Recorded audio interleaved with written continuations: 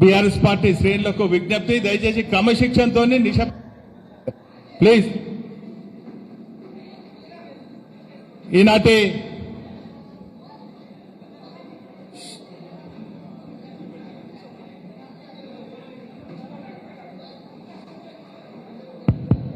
Sound తక్కువ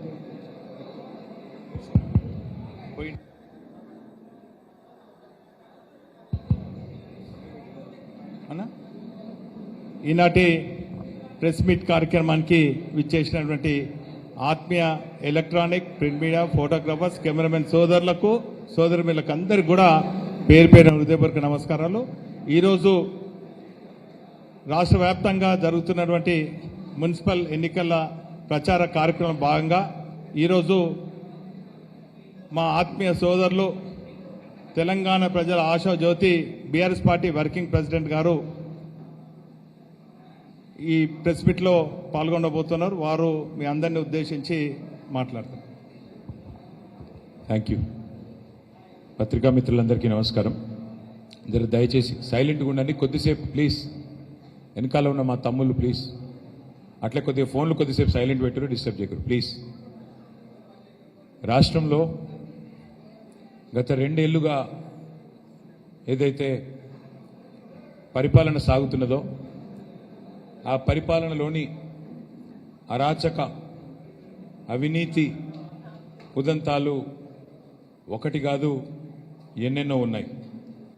కానీ ఇవాళ ఒక క్రిమినల్, ఒక నేరగాడు ముఖ్యమంత్రి అయితే పర్యవసానాలు ఎట్లా ఉంటాయో మీరు చూడాలి అనుకుంటే దానికి తాజా ఉదాహరణ ఒక నేరస్తుడు, ఒక అడ్డంగా దొరికిపోయిన దొంగ ఈ రాష్ట్రానికి నాయకుడు అవుతే, ప్రభుత్వ అధినేత అవుతే దాని పర్యవసానాలు ఎట్లా ఉంటాయో తెలవడానికి ఇవాళ ఈ రాష్ట్రంలో నిన్ననే జరిగిన ఈ ఫోరెన్సిక్ ల్యాబ్ రాష్ట్ర రాజధాని నడిబొడ్డున, హైదరాబాద్ నడిబొడ్డున ఈ ఫోరెన్సిక్ ల్యాబ్ తగలబడ్డది అనేదైతే వదంతి వచ్చిందో, వార్త వచ్చిందో అదే ఒక గొప్ప ఉదాహరణ అని చెప్పాలి.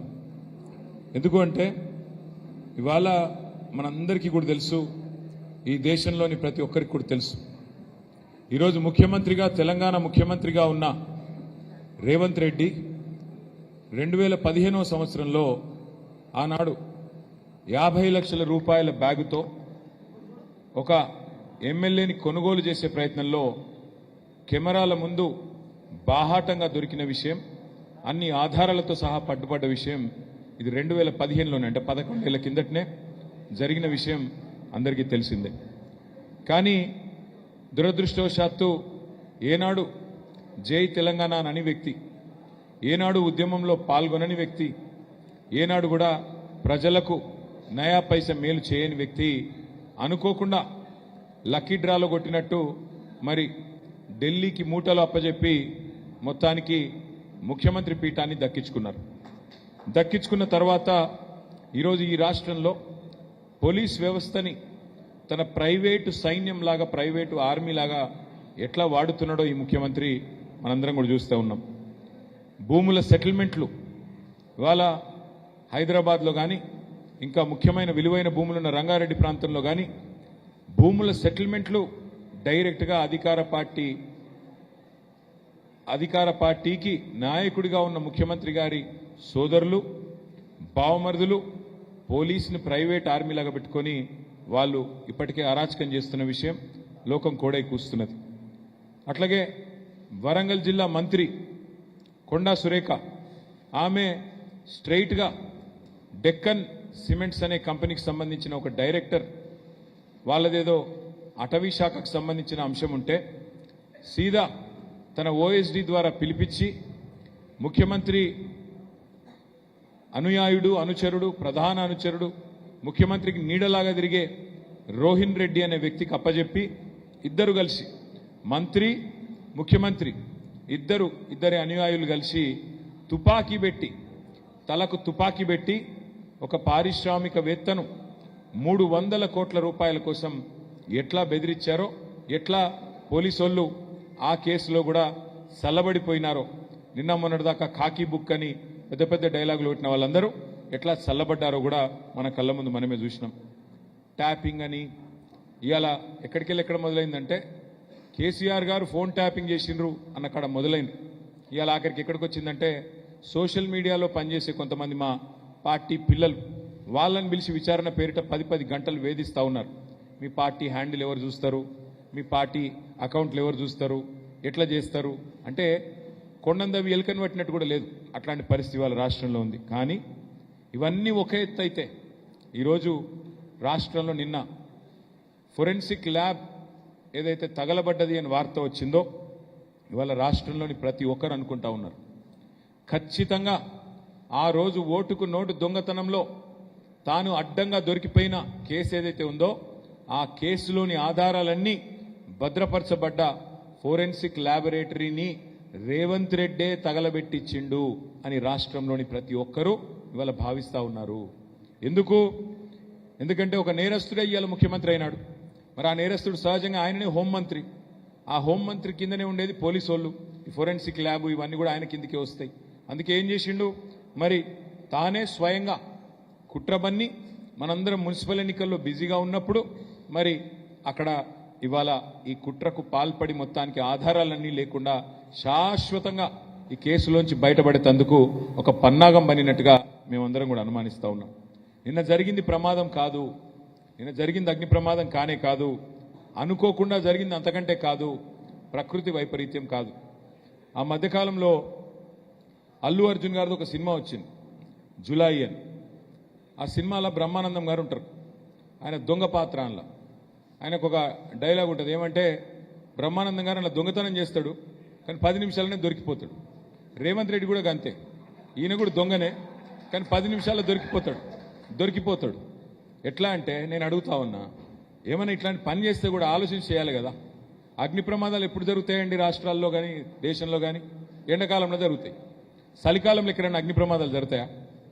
ఎవడన్నా మెడకాయ మీద తలకాయ ఉన్నోడు నమ్ముతాడా చలికాలంలో అగ్ని ప్రమాదం అయిందంటే? శివరాత్రి దాకా చలి ఉంటుంది రాష్ట్రంలో. మీ వరంగల్లో కూడా ఉన్నది కదా, తెల్లారి మంచు పోతలేదు 10 దాకా. మరి అది కూడా చలికాలంలో పొద్దున 10కి ఏది చలి ఉండంగా మొత్తం అగ్ని ప్రమాదం జరిగిందంటే ఇది మనం నమ్మాలన్నట్టు. అందుకే అంటున్నాను నేను, ఈ దొంగకు దొరికిపోవడం ఒక స్పెషాలిటీ రేవంత్ రెడ్డి అనే దొంగకు. అందుకే ఖచ్చితంగా మరి ఈ చలికాలంలో జరిగిన అగ్ని ప్రమాదం చేయించబడ్డ ప్రమాదంగానే ప్రజలు భావిస్తా ఉన్నారు. ఒక పకడ్బందీ ప్రణాళికతో రేవంత్ రెడ్డి అనే నేరగాడు క్రిమినల్ తన క్రిమినల్ మనస్తత్వంతో ఆధారాలను మాయం చేయడానికి ఫోరెన్సిక్ ల్యాబ్ను తగలబెట్టించినాడు అని మేము రాష్ట్ర ప్రజలతో పాటు మేము కూడా భావిస్తా ఉన్నాము. ఎందుకంటే అందరికీ తెలుసు ఓటుకు నోటు కేసు మొత్తం జగద్విదితం. అది ఒక రాష్ట్రంలో కాదు, దేశమందరికీ తెలుసు, ప్రపంచం మొత్తానికి పోయింది. కానీ ఇక్కడ అతి ముఖ్యమైన విషయం ఏంటంటే తాను తప్పించుకోవడానికి, తన కేసులకు వెళ్ళి బయటపడడానికి న్యాయస్థానంలో తుది దశకు వచ్చింది. ఇప్పుడు ఈ కేసు 11 ఏళ్ల తర్వాత న్యాయస్థానంలో చివరి దశకు వచ్చింది.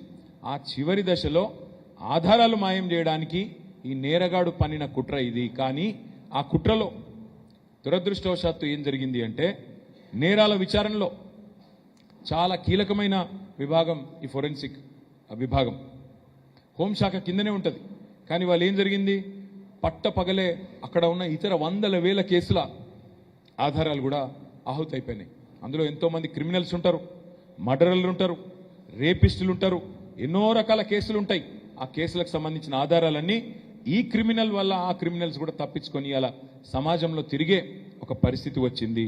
ఇది నేను ఊరికేనే అంటలేను, మీరు చూడండి ఒక్కసారి ఎంత ఎంత కట్టుకథలాగా చెప్పారంటే స్టోరీ వీళ్ళు నిన్న పొద్దున ఇగో ఇది వాళ్ళు నిన్న విడుదల చేసిన press release. Director TGFSL Telangana forensic laboratory వాళ్ళు విడుదల చేసిన ప్రకటన తూతూ మంత్రంగా, ఏం పెద్ద నష్టం కాలేదు, కొన్ని సదుపాయాలకే నష్టమైంది, ఈ ఘటనలో ఎలాంటి ప్రాణ నష్టం కానీ ఎవరికి గాయాలు కలగలేదు అని మొదలు తూతూ మంత్రంగా డైవర్షన్ గేమ్ లాగా స్టార్ట్ చేసింది. కానీ ఏమైంది, ఒక ఇన్స్పెక్టర్ గారు పాపం ఆయన కొద్ది నిజాయితీగా పనిచేసినట్టున్నాడు. ఆయనకు ఎఫ్ఐఆర్ రిజిస్టర్ చేయమని ఆయనకు లోకల్ ఆ ల్యాబొరేటరీ వాళ్ళు కంప్లైంట్ ఇచ్చారు. శ్రీనివాసరెడ్డి అని కంప్లైంట్ ఇచ్చిండు, P. శ్రీనివాసరెడ్డి. ఎఫ్ఐఆర్ నమోదు చేసిండు. ఎఫ్ఐఆర్లో అన్ని చాలా వివరంగా రాసిండు. వాళ్ళు ప్రెస్ నోట్లనేమో ఏం జరగలేదు, అంత మంచిగానే ఉంది, అన్నట్టు ఏదో తక్కువ నష్టం జరిగింది అన్నట్టుగా బుకాయించే ప్రయత్నం వాళ్ళు చేస్తే ఇది ఫస్ట్ ఇన్ఫర్మేషన్ రిపోర్ట్. ఇందులో చాలా స్పష్టంగా ఏం రాశారు అంటే ఎఫ్ఐఆర్లో పొద్దున 10కి అగ్ని ప్రమాదం అయింది అని మాకు ఇన్ఫర్మేషన్ వచ్చింది. మధ్యాహ్నం 1:30 దాకా 3 గంటలన్నర దాకా 3 అంతస్తుల భవనంలో 3:30 గంటలు పట్టిందంట మంటల అదుపులోకి తెచ్చేందుకు. మీరు ఆలోచన చేయండి, అదేమన్నా 30 అంతస్తులు కాదు, 50 అంతస్తులు కాదు, 3 గంటలు పట్టిందట. గా బుడ్డ 3 అంతస్తుల బిల్డింగ్లా ఫైర్ కంట్రోల్ చేసేందుకు. 10 గంటలకు ఈ సాక్ష్యాధారాల చెరిపివేత కార్యక్రమం ఏదైతే మొదలైందో సాక్ష్యాలన్నీ మాయమయ్యే వరకు 3:30 గంటలు నిర్విఘ్నంగా జరిగేందుకు మరి ప్రైవేట్ ఆర్మీ లాగా అక్కడ పోలీసు వాళ్ళు కానీ ఇంకా ఇతరులు కానీ సహకరించినట్టుగా కనబడతా ఉంది.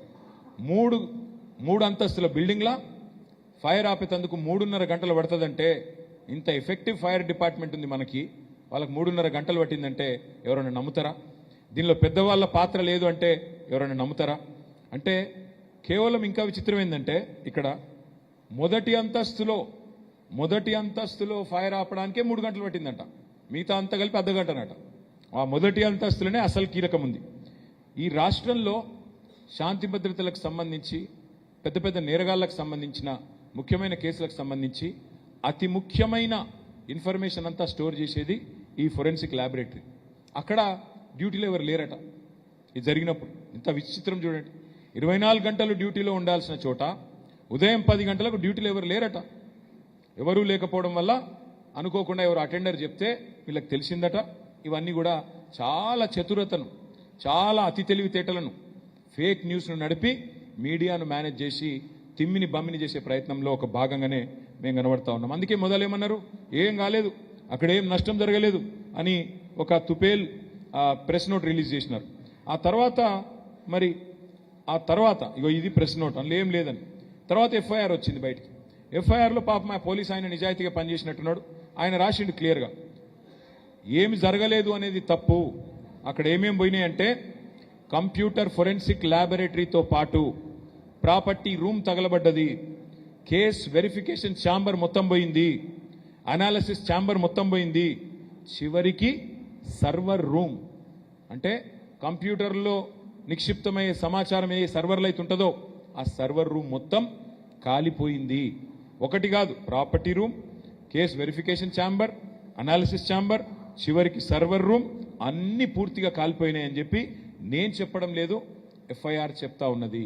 దీన్ని బట్టి మనం ఏమర్థం చేసుకోవచ్చు, విజయవంతంగా అనుకున్న పని చేసిండ్రు, విజయవంతంగా పకడ్బందీగా వేసుకున్న ప్రణాళిక పకడ్బందీగా అమలు చేసినారు. ఎందుకంటే ఒకసారిగా సర్వర్లు కాలబెట్టినాక ఇంకేముంటుంది కాడ, ఆధారాలు పోయింది, కేసు పోయింది, సర్వర్లు పోయినాయి, అందులో ఉన్న డేటా పోయింది. కుట్ర విజయవంతంగా ముఖ్యమంత్రి గారు పూర్తి చేసినారు. 50 కంప్యూటర్లు తగలబడ్డాయంట. ఇలా ఒక ప్రభుత్వం అదేవిధంగా ప్రభుత్వాధినేత బహుశా తమ కార్యాలయాన్ని తామే మొట్టమొదటిసారి కుట్రతో కాల్చేయించడం చరిత్రలో ఎక్కడ జరిగి ఉండదు అని రాష్ట్ర ప్రజలు భావిస్తూ ఉన్నారు. నేను ఇవాళ కేంద్ర ప్రభుత్వాన్ని సూటిగా డిమాండ్ చేస్తా ఉన్నా. ఎందుకంటే దొంగ చీకటి ఒకటైపోయినాయి, ఇక్కడ దొంగ చీకటి ఒకటైపోయినాయి. రాష్ట్ర ముఖ్యమంత్రి దొంగ, రాష్ట్ర ముఖ్యమంత్రి నేరగాడు, ఆయన కింద ఉండే శాఖలో ఇవాళ పూర్తి స్థాయిలో ఒక కుట్రపూరితంగా ఈ యాక్సిడెంట్ జరిగిందని రాష్ట్రం మొత్తం భావిస్తూ ఉన్నది. కాబట్టి నేను సీదా ఇవాళ కేంద్ర ప్రభుత్వాన్ని అడుగుతా ఉన్నా. ఇన్ని రోజులు మేనేజ్ చేసుకున్నాడు రేవంత్ రెడ్డి, కేంద్రంతో కూడా లాలూచి పడ్డాడు. పోయినప్పుడల్లా అమిత్ షా కాలు పట్టుకుంటే ఢిల్లీలో లాలూచి పడి మేనేజ్ చేసుకున్నాడు. కానీ కేసు మాత్రం న్యాయస్థానంలో ఉంది కాబట్టి విచారణ చివరికి వచ్చి శిక్ష పడే టైం వచ్చింది కాబట్టి మరి వాళ్ళు కేంద్రమోలు చెప్పినరో ఈయన తెలివితేటలో కానీ మొత్తానికి ఇన్ని రోజులు నెట్టుకొచ్చిండు 2 years.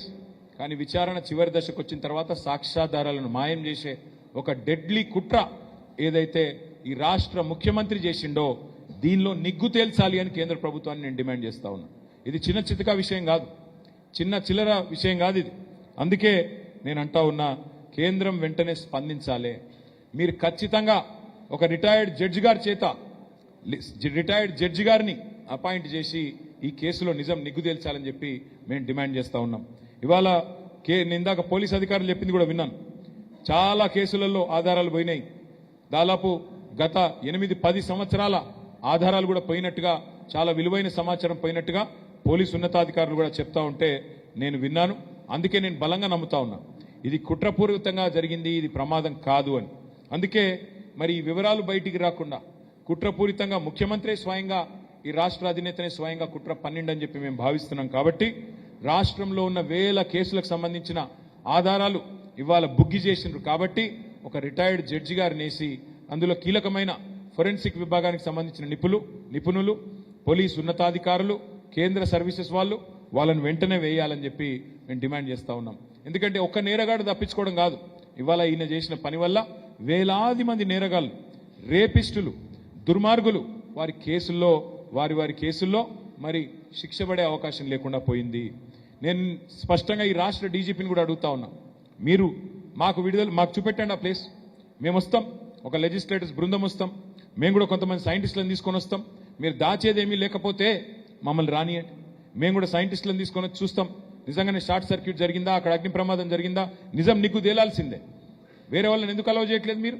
అత్యంత గోప్యంగా, అత్యంత రహస్యంగా ఎందుకు కాపాడే ప్రయత్నం చేస్తున్నారు రేవంత్ రెడ్డిని? మేము సూటిగా అడుగుతా ఉన్నాము. అందుకే ఇక వీళ్ళు ఎట్లాగూ వినరు, ఈ పోలీసులు ఎట్లాగూ ప్రైవేట్ ఆర్మీ లెక్క పూర్తిగా మారిపోయినారు. కాబట్టే కేంద్ర ప్రభుత్వాన్ని మేము డిమాండ్ చేస్తున్నాం, మీకు లాలూచి లేకపోతే రేవంత్ రెడ్డితో, ఎందుకంటే లాలూచి ఉందనేది కూడా నేను ఉత్తగానే అంటలేను, ఎన్నో సందర్భాల్లో తేలిపోయింది ఇప్పటికే. రేవంత్ రెడ్డిని స్వయంగా ప్రధానమంత్రి వచ్చి తెలంగాణకు డైరెక్ట్గా అంటాడు, ఆర్ఆర్ ట్యాక్స్ వసూలు అవుతుంది అంటాడు. ఏప్రిల్ 2024లో, ఇప్పుడు మనం ఏప్రిల్ 2026 దగ్గరకు వచ్చినాం, 2 ఏళ్ల కిందట. RR tax, Rahul Revanth tax వసూలు అవుతుంది తెలంగాణలో అని ప్రధానమంత్రి అభియోగం మోపుతాడు, కానీ ఏం చర్యలు ఉండవు. హోంమంత్రి వచ్చి తెలంగాణ ఏటీఎంగా మారిపోయింది కాంగ్రెస్కు అంటాడు, ఏమీ ఉండదు. చివరికి హైదరాబాద్ సెంట్రల్ యూనివర్సిటీ భూముల విషయంలో సుప్రీంకోర్టు ఎంపవర్డ్ కమిటీ చెప్పింది కదా, 10,000 కోట్ల కుంభకోణం జరిగింది. మీరు సుప్రీంకోర్టు ఎంపవర్డ్ కమిటీ చెప్పింది, నేను చెప్పలేదు. మీరు వెంటనే SFIO serious fraud investigation agency కానీ, సిబిఐ కానీ, ఈడీ కానీ ఒక మంచి విచారణ సంస్థతో విచారణ జరిపించండి అని సుప్రీంకోర్టు వేసిన కమిటీ చెప్పింది, కానీ కేంద్రం స్పందిస్తలేదు. ఆఖరికి పొంగులేటి శ్రీనివాసరెడ్డి ఇంట్లో ఈడీ రైడ్ అయితే ఇప్పటికి 1.5 సంవత్సరం అయితే కనీసం కేసు కూడా రిజిస్టర్ చేయలేదు. మరి ఈ కేసులో బీజేపీ చిత్తశుద్ధి కూడా తేలిపోతుంది. బడేబాయ్ ఛోటాబాయ్ బంధం ఏదైతే ఉన్నదో ఆ బంధంతోనే మీరు రేవంత్ రెడ్డిని కాపాడుతున్నారని మేము బలంగా నమ్ముతా ఉన్నాం. బడేబాయ్ ఛోటాబాయ్కి సంబంధం లేకపోతే ఈ కేసు విషయంలో వెంటనే ఈ ఫోరెన్సిక్ ల్యాబ్ తగలబెట్టిన నేరగాడు క్రిమినల్ రేవంత్ రెడ్డి మీద వెంటనే మరి సిట్టింగ్ జడ్జి ద్వారా వెంటనే ఎంక్వైరీ చేయించాలని చెప్పి కూడా మేము కేంద్ర ప్రభుత్వాన్ని డిమాండ్ చేస్తా ఉన్నాం. ఇది మొదటిసారి కాదు, మన సింగరేణి కుంభకోణం మేము బయటపెట్టినాం. సింగరేణిలో 49% వాటా కేంద్ర ప్రభుత్వానికి ఉన్నది. అయ్యా స్కామ్ జరిగింది, ముఖ్యమంత్రి బామ్మరిది అడ్డంగా దొరికిండు, విచారణ జరిపించండి అంటే ఇంతవరకు విచారణ లేదు. దీన్ని బట్టి అర్థం చేసుకోవచ్చు బడేబాయ్ ఛోటేబాయ్ బంధం ఎంత దృఢంగా ఉన్నదో. మాకు ఇంకొక అనుమానం కూడా ఉంది, మరి ఈ అగ్ని ప్రమాదం అని ఏదైతే బుకాయిస్తున్నారో దీని వెనకాల ఇక్కడున్నోళ్ళే ఉన్నారా, ఢిల్లీ పెద్దలు కూడా ఏమైనా ఉన్నారా, మాకు అనుమానం ఉంది. ఎందుకంటే ఢిల్లీలో కూడా ఇవాళ అక్కడున్న ప్రభుత్వం మరి కొంతమంది మద్దతుతో నడుస్తున్నది, వారికి కూడా ఈ కేసులో ఉన్నది కొంత తిలాపాపం తలా పిడికెట్ లెక్క వాళ్ళకు కూడా కొంత వాటా ఉన్నది. కాబట్టి మరి ఏమన్నా అక్కడికి వెళ్ళి ఏమైనా ఆదేశాలు ఇస్తే ఇక్కడ ఈయన సుపారీ తీసుకొని మనం చేసిండా మాకు తెలియదు. మరి కాబట్టి అన్ని తేలాలి అంటే రిటైర్డ్ జడ్జి ద్వారానే మాకు న్యాయం జరుగుతుంది, రాష్ట్ర ప్రజలకు వాస్తవాలు తేటతెల్లమవుతాయి. అందుకే ఇవాళ హనుమకొండలో ప్రెస్ ద్వారా, మీడియా ద్వారా రాష్ట్ర ప్రజలకి ఇంత దారుణమైన నేరానికి ఒడిగట్టిన ఈ నేరగాడిని తప్పకుండా ప్రజల ముందు ఎక్స్పోజ్ చేయాలనే ఉద్దేశంతోనే ఈ ప్రెస్ మీట్ పెట్టడం జరిగింది. పత్రికా సమావేశానికి వచ్చిన మిత్రులందరికీ కూడా ధన్యవాదాలు, నమస్కారాలు. Thank you. ఏమైనా అడగదలుచుకుంటాడు కానీ లేకపోతే నథింగ్. ఏది ఇదా? అవును, నేనే రేవంత్ రెడ్డికి బ్యాగ్ ఇచ్చినా అని కూడా చెప్తాడు. ఆయనదేం పోయింది, నేనే రేవంత్ రెడ్డికి బ్యాగ్ కూడా ఇచ్చినా మా ఎమ్మెల్యేని కొనుమని. రేవంత్ రెడ్డి అనే 3rd క్లాస్ గానికి నేనే బ్యాగ్ ఇచ్చి పంపినాను కూడా కిరణ్ కుమార్ రెడ్డి అనే ఉంటాడు. ఆయన ఏమని అంటాడు, ఆయన పోయింది. నేను స్పష్టంగా చెప్తున్నా, దొరికిన దొంగ ఈయనే. రాష్ట్రం మొత్తం చూసింది, దేశం మొత్తం చూసింది. ఎవరికి అవసరం ఉంది ల్యాబ్ తగలబెట్టేది? నేరగాడికే కదా. ఆ నేరగాడే ఇలా ముఖ్యమంత్రి. కాబట్టి చక్కగా ఆయన చేతిలో పోలీస్ శాఖ ఉంది, పంపించిండు. అందుకే నేను అన్నా ఇందాక, ఇదేదో ఎండాకాలం చేస్తే కనీసం ప్రజలు నమ్ముదురు, అబద్ధం ఆడినా అతికినట్టు ఉండాలి. కానీ చలికాలం ఎక్కడ అగ్ని ప్రమాదాలు జరిగాయి ప్రపంచంలో? ఒక్క తెలంగాణలో, అది కూడా ఇంకెక్కడ జరగదు. చూడు గమ్మత్తు, ఫోరెన్సిక్ ల్యాబ్ ఒక్కటే అవుతుందట. దాన్ని బట్టి ఏమర్థం చేసుకోవచ్చు మనం? చాలా చక్కటి ప్రణాళికతో అందరు మున్సిపల్ ఎన్నికల్లో బిజీగా ఉంటే ఈయన మాత్రం మురికి పనుల్లో బిజీగా ఉన్నాడు. దాన్ని బట్టి మాకు అర్థమైంది అది. అంటే మిగతా వాళ్ళు ముఖ్యమంత్రిగా లేరు కదా బ్రదర్. మిగతా వాళ్ళు ముఖ్యమంత్రిగా ఉంటే అందుము, మిగతా వాళ్ళు తెలంగాణ రాష్ట్రానికి ముఖ్యమంత్రిగా ఉంటే అదే చెప్పిన నేను ఇందాక, మీరు విన్నట్టు లేరు. ఏమైనా ఢిల్లీ వాళ్ళు ఏమైనా సుపారీ ఇచ్చిండ్రేమో, ఎందుకంటే ఢిల్లీ పెద్దలు వాళ్ళు కొంతమంది మీద ఆధారపడి ప్రభుత్వాన్ని నడుపుతున్నారు ఈరోజు. మరి అక్కడికి వెళ్ళి ఏమైనా ఈయనకు సుపారీ ఇచ్చిండ్రేమో చిట్టినాయుడు గారికి, మాకేం తెలుసు. అయ్యుండొచ్చు, ఏదైనా జరిగి ఉండొచ్చు. జడ్జి గారు వస్తే అన్నీ తెలుతాయి. అదే అందుకే అడుగుతున్నాం, ఎందుకంటే మాకు పోలీసుల మీద నమ్మకం లేదు. ప్రైవేట్ ఆర్మీ లెక్క పనిచేస్తున్నారు వాళ్ళు. మీరు ఒకటి చూడండి బ్రదర్, పాపం ఒక ఆయన నిజాయితీగా హబీబుల్లా ఖాన్ అని ఒక పోలీస్ అధికారి, సర్కిల్ ఇన్స్పెక్టర్, పొంగులేటి శ్రీనివాసరెడ్డి కొడుకు 70 మంది గుండాగాలను వేసుకొని పోయి ఒక విలువైన భూమిని వట్టినాగులపల్లిలో ఆక్రమిస్తే ఈ హబీబుల్లా ఖాన్ అంటే ఆయన పాపం తెలియక కేసు రిజిస్టర్ చేసిండు. ఆయన దీశవతల వారేసిన తెల్లారి. అంటే ఎంత గుండాగిరి నడుస్తుంది ఈ ప్రభుత్వంలో. అంతెందుకండి, ఇక్కడ కొండా సురేఖ బిడ్డ ఓపెన్గా వచ్చి చెప్పింది కదా బయటికి, ఏం సాటుమాటికి చెప్పలే కదా, మీకే చెప్పింది కదా. ఏం చెప్పింది? రోహిన్ రెడ్డి అనేటోడు తుపాకీ పెట్టి బెదిరించిండు, మా సుమంత్కేం సంబంధం లేదు, ముఖ్యమంత్రి తమ్ముడు లాంటి రోహిన్ రెడ్డి చెప్పిండు. ఏమైనా యాక్షన్ అయిందా ఇప్పటివరకు? పోలీసులు ఏమైనా పీకినరా? పీకగలుగుతారా? నేరస్తుడే సీఎం అయితే, నేరస్తుడే హోమ్ మినిస్టర్ అయితే ఏం పీకుతుంది పోలీస్ శాఖ? ఇట్లాంటి పనులే చేస్తారు. పోయి కాల్చి రాపురంటే కాల్చి వస్తారు. ఏమున్నది వాళ్ళ చేతిలో? కాబట్టి నా అనుమానం అయితే పక్కా ఇది ముఖ్యమంత్రి చేయించిండు అనేది నా అనుమానం. ఇది రాష్ట్ర ప్రజలు కూడా ఖచ్చితంగా ఒక నేరగాడు తన నేరాన్ని కప్పిపుచ్చుకోవడానికి విచారణ చివరి దశలోకి వచ్చిన స్థాయిలో తప్పకుండా కప్పిపుచ్చుకోవడానికి చేసిండు అని రాష్ట్ర ప్రజలు కూడా అనుమానం వ్యక్తం చేస్తున్నారు. ఈ అనుమానాలు నిజమా కాదా తేలాలి అంటే ఒక సిట్టింగ్ జడ్జిని వేసి విచారణ జరిపించండి అని కేంద్ర ప్రభుత్వాన్ని మేము డిమాండ్ చేస్తున్నాము. తప్పేముంది అందులో? Okay, thank you.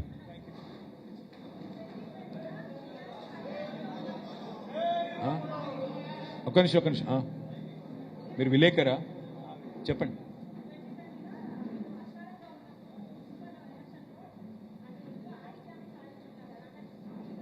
ట్వంటీలో చెప్తామా. మాకు 2020లో ఆ రోజు మున్సిపల్ ఎన్నికలు జరిగితే మొత్తం రాష్ట్ర వ్యాప్తంగా నాకు గుర్తున్నంత కాడికి 143 చోట్ల జరిగితే రాష్ట్రం మొత్తంలో మాకు మా పార్టీకి 135 దాకా వచ్చినాయి మున్సిపాలిటీ. కేవలం కాంగ్రెస్ బీజేపీ అంతా కలిపి. ఓ 2 చోట్ల అయితే కాంగ్రెస్ బీజేపీ కలిసి సంసారం చేసినాయి. మణికొండ తర్వాత మక్తల్, ఈ 2 చోట్ల కలిసి కౌన్సిల్ ఫామ్ చేసినారు. మొత్తం కలిపి కాంగ్రెస్ గెలిచింది ఏంటంటే 5, 6 మున్సిపాలిటీ. కానీ ఈసారి మీరు చూస్తారు ఫలితాలు 13 తారీఖు రోజు బ్రహ్మాండంగా గణనీయమైన ఫలితాలు సాధిస్తాం. పాత వరంగల్ జిల్లా, ఉమ్మడి వరంగల్ జిల్లాలో కూడా మంచి ఫలితాలు సాధిస్తామనే విశ్వాసం నాకు. Thank you.